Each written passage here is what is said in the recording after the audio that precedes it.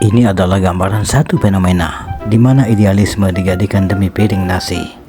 Hah, udah kelihatan umur saya? Masa enggak, Pak? Gaya Pak, kamu yang paling cantik di sini. Tenang saja Pak Prabowo, saya sudah ada di sini.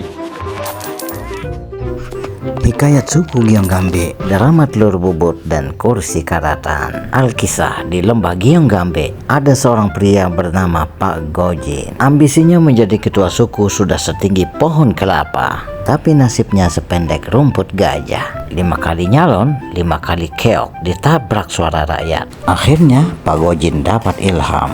Ia melihat Pak Goyo, mantan ketua suku yang liciknya minta ampun, sedang momong anaknya. Dulu Pak Gojin ini musuh bebuyutan Pak Goyo. Kalau ketemu di pasar, mereka bisa saling melempar sandal. Tapi demi kursi, Pak Gojin tiba-tiba jadi baby sister dadakan.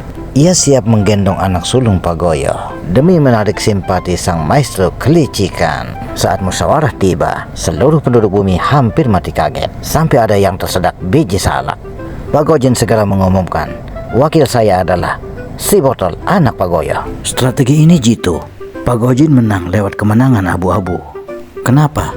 Karena ia menggunakan jaringan proxy network milik Pak Goyo. Pencitraannya luar biasa. Di baliho fotonya senyum manis, padahal di belakang ia pusing 7 keliling karena harus bayar sisa hutang Pak Goyo kepada Pak Gacol. Karena kantong kering, Pak Gojin lari ke Pak Kendung, si tuan tanah yang rakus. Ia pinjam modal dengan jaminan yang tidak masuk akal. Kepala seluruh warga Giyonggambe. Padahal warga Giyonggambe itu sangat setia mendukung suku Rikrikan yang lagi ditindas Pak Kendung.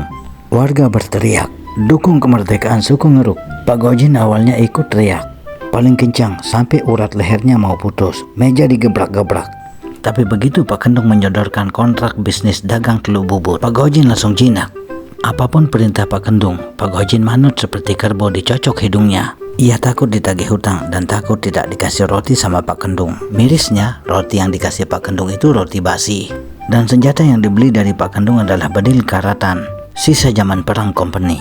Rakyat berteriak kecewa, tapi Pak Gojin menjawab dengan muka tembok, asteris. Ini strategi proksi.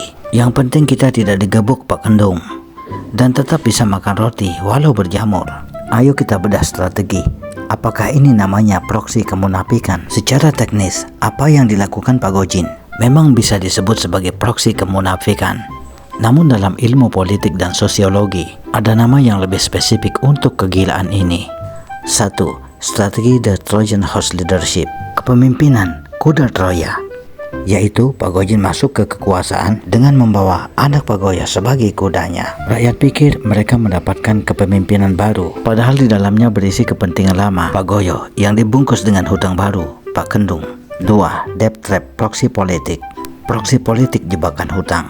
Ini adalah strategi di mana seorang pemimpin tidak lagi bekerja untuk rakyatnya, tapi bekerja sebagai karyawan penagih hutang bagi pemberi modal Pak Kendung. Pak Gojin menjadi proksi perwakilan Pak Kendung di lembah Giyonggambe. 3. Stockholm Syndrome diplomasi. Pak Gojin seolah-olah jatuh cinta dan sangat penurut pada Pak Kendung yang sebenarnya menindas sukunya. Pak Gojin merasa aman di bawah ketiak penindas, padahal ia sedang dijadikan tameng dan jaminan. 4. DMT drum retorik, retorika tong kosong. Ini adalah inti dari kemunafikannya, berteriak mendukung suku Ngeruk hanya untuk mencari massa. Namun saat kontrak bisnis tiba, ia justru bergabung dengan pihak yang menindas suku Ngeruk. Dalam adab, ini disebut menjual ayat untuk mendapat telur bubut. Kesimpulan analogi adab, Pak Gojin adalah contoh nyata dari pilar yang lapuk. Ia sudah kehilangan izah atau harga diri. Ia takut lapar dan takut tidak dikasih roti basi. Ia takut miskin dan takut ditagih Pak Gacol. Pak Gojin gila kursi sampai rela momong anak musuhnya. Nasihat buat kita semua, jangan percaya pada pemimpin yang menjaminkan kepalamu untuk perutnya sendiri, karena kepalamu adalah pusat data kehidupan. Karena pemimpin yang kenyang dari roti basi pemberian penjajah selamanya akan memiliki lidah yang keluh untuk bicara kebenaran. Saudara-saudara, utang.